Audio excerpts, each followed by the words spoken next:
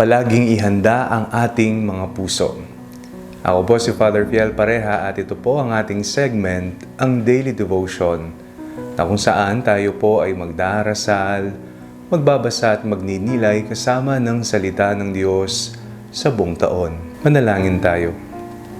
Sa ngalan ng Ama, ng Anak at ng Espiritu Santo. Amen.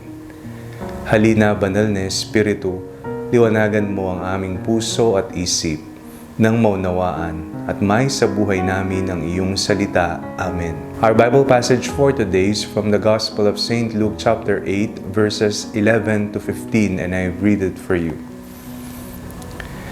Now the parable is this: the seed is the word of God. The ones on the path are those who have heard. Then the devil comes and takes away the word from their hearts, so that they may not believe and be saved. The ones on the rock are those who, when they hear the word, receive it with joy. But these have no root. They believe only for a while, and in a time of testing fall away. As for what fell among the thorns, these are the ones who hear, but as they go on their way, they are choked by the cares and riches and pleasures of life, and their fruit does not mature.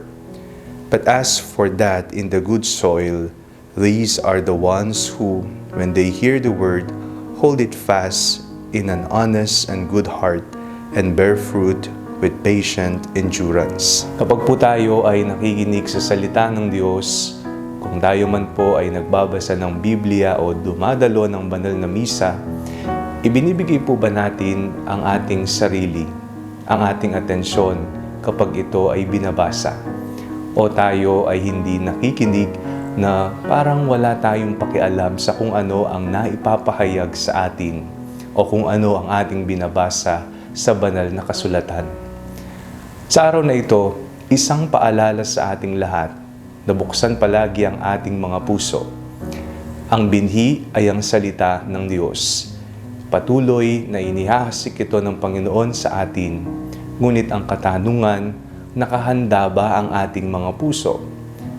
Ang puso na maaring sumagisag sa mabatong daan, sa matinik na daan, sa sementadong daan, o sa matabang lupa. Mataba na ba ang ating puso, ang lupa, para ang salita ng Diyos ay mamunga at managana? Kinakailangan ng pagsisisi. Ang pagsisisi mula sa ating kasalanan, pagsisisi sa kung ano man ang ating maling ginawa upang ang salita ng Diyos ay mamunga ng husto. Manalangin tayo. Panginoon, ihanda po ninyo palagi ang aming sarili sa pakikinig at pagsasabuhay ng iyong salita. Amen. Sa ngalan ng Ama, ng Anak at ng Espiritu Santo. Amen. Huwag po ninyong kalilimutang i-like ang video ito, mag-comment po kayo and share it with your family and friends. Ang Panalangin Bago Matulog ay may sariling Facebook page na po. Huwag niyo pong kakalimutang mag-like at mag-follow dito, and do not forget to subscribe to our YouTube channel. I-click niyo lamang po ang link na nasa description ng video ito, o kaya naman po just search Father Fiel Pareha. At kung nais niyo pong maging updated sa ating pagpapahayag, you can join our broadcast channel dito po sa ating Facebook page, o kaya naman po sa ating bulletin board sa TikTok app. God bless you po.